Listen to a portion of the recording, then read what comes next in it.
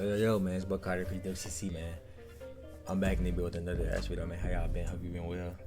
Taking care of yourself, loving your stuff, staying out the way, man. Today, we got in cinematic. When you don't, I can't read. When you understand something, modern movies don't. And this is gonna be an amazing video because it's probably gonna go against all the classic bangers, man, that we used to get. And so shout out in cinematic once again, man, to go check them out. Y'all might get this video either Thursday or Saturday, you know what I'm saying? Because like I said, bro, I've been doing these, I've been grinding extra hard to put these videos out for the trip. So every video you see from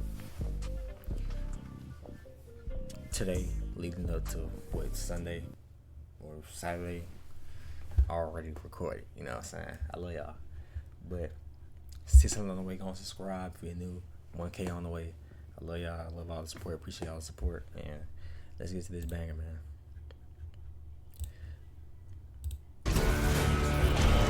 This is Pacific Rim.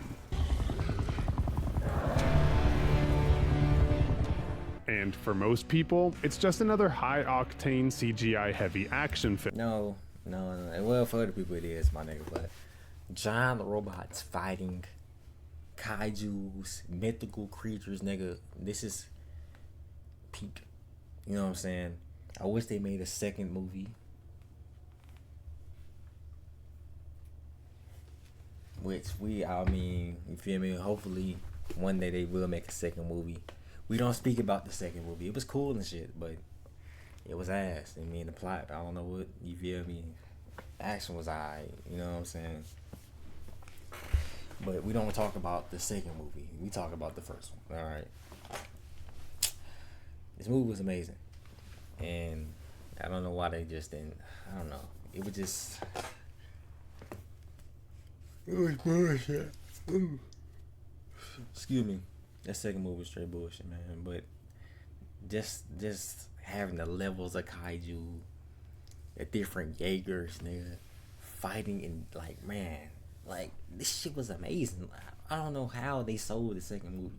We about to get to this video. Let me not talk too much.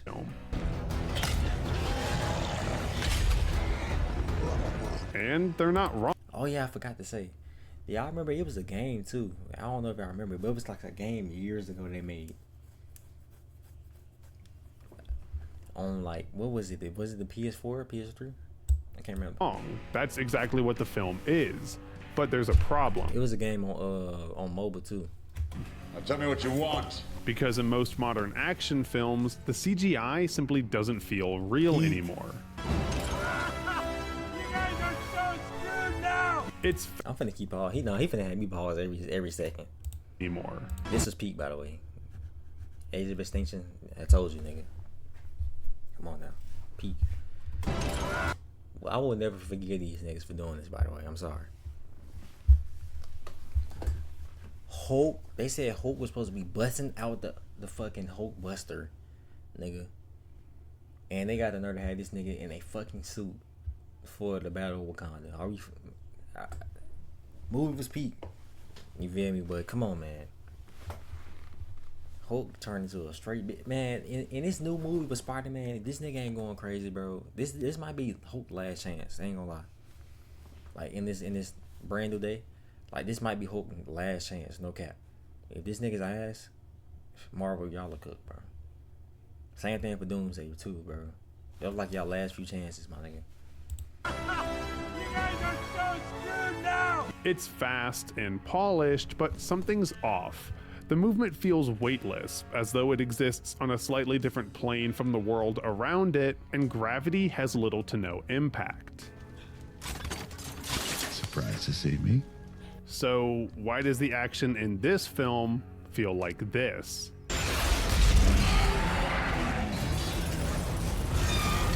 It's not better CGI or some fancy lighting trick, it's actually much simpler, something modern blockbusters have quietly abandoned. Wait. Most modern action films are too focused on speed. Fast pacing, quick cuts, and near weightless movement. But Del Toro understood something other filmmakers fail to realize. In science fiction, power doesn't come from speed, it comes from resistance. The second trait that you do for scale is speed. They need to feel heavy, and to convey that you need them to move slowly. You don't want the fights to be at the scale of a 6 foot tall monster. And so when the team at ILM set to work animating the Jaegers, they didn't just make them big, they made them slow. And there's a real world principle at play here. As an object gets bigger, its mass increases faster than its mechanical strength. In other words, the bigger something is, the harder it is to move. And you can feel this with every action the Jaegers make.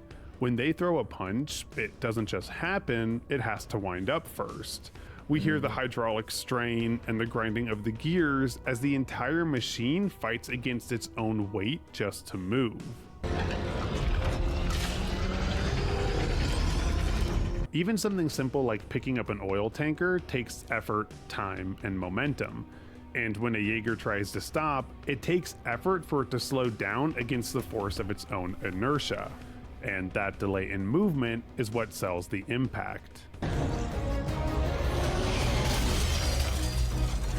Because when movement has resistance, it creates anticipation.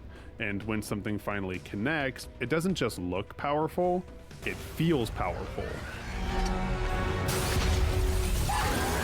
And all you have to do is look to the sequel to see what happens when you remove that resistance. In Pacific Rim Uprising, everything moves faster. The Jaegers jump off buildings, perform sudden knee slides, and do spin kicks. And the moment they do, they stop feeling big. Because without any resistance, there's no sense of mass. And without mass, we don't feel the weight of any impacts. But giving the Jaegers weight alone isn't enough, because it's not just the Jaegers that follow these rules, the camera does too.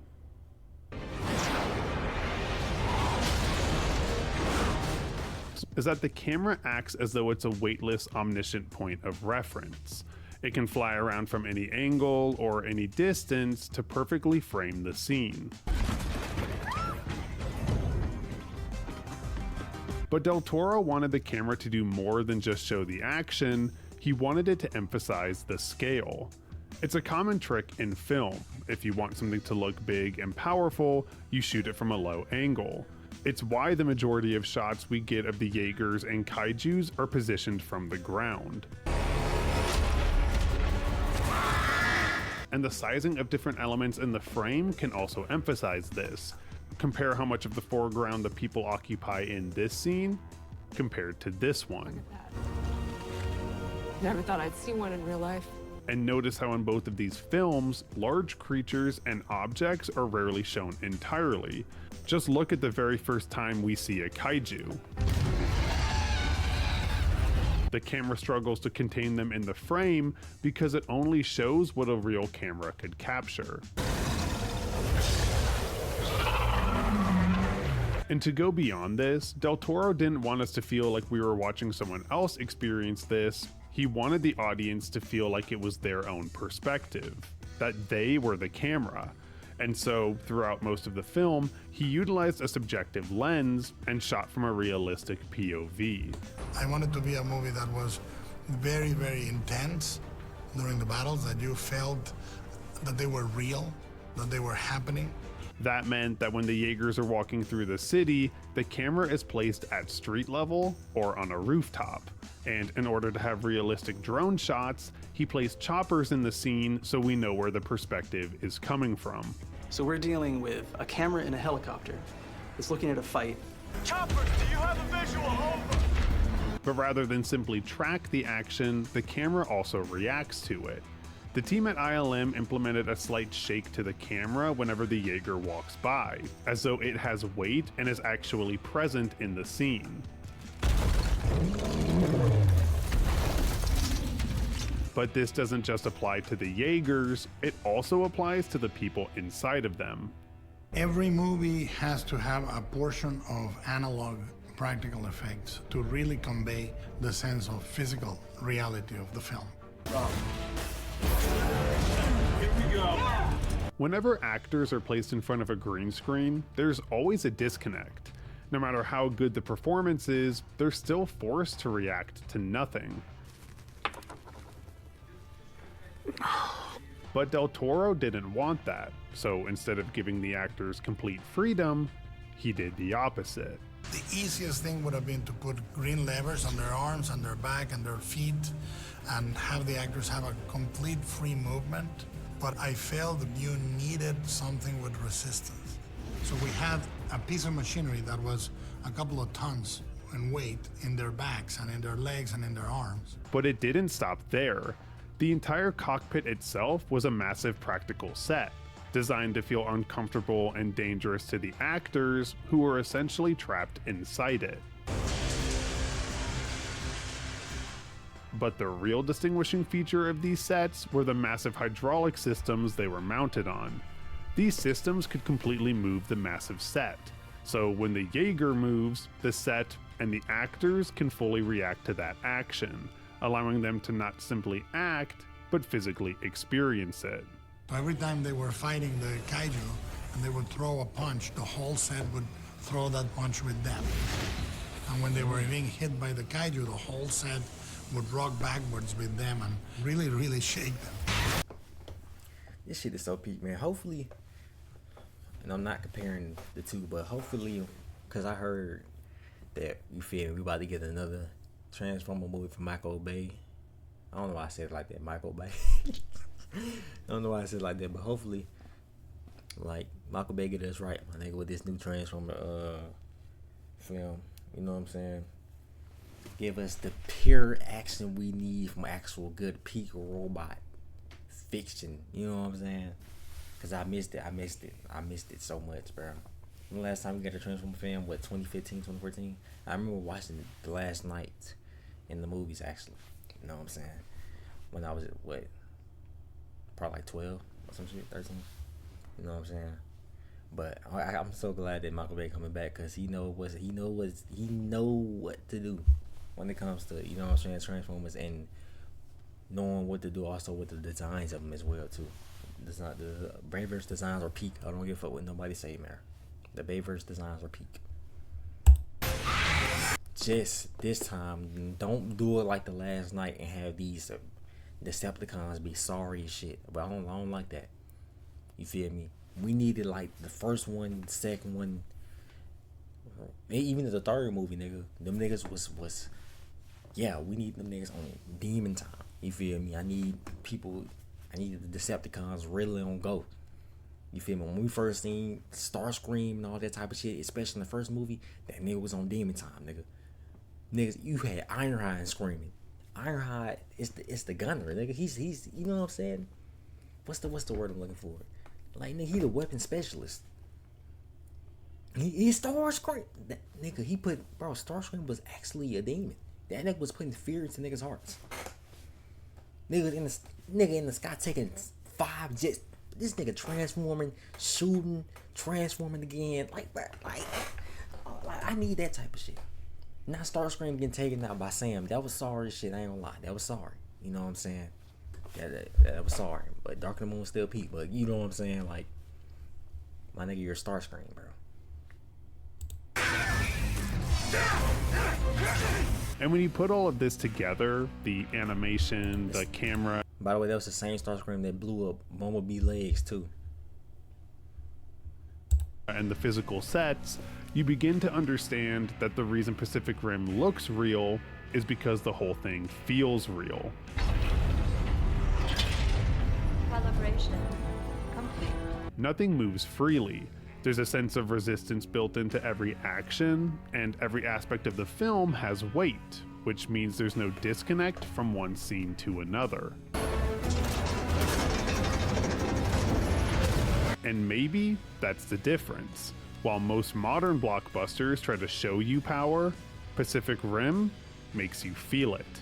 And it's why this masterpiece will always stand the test of time. I'm Luke. There's 2,500 tons of awesome. Thanks for watching. Ah! Oh, that's great. That's real great. Yeah, man, banger video, man. It's your boy Carter Chris. 10 minutes about the video, man. Shout out to Cinematic. Yeah, it's your boy Carter Chris WCC. I'm out of the video. Y'all stay safe, man. I love y'all. See you next time, man. I'm out.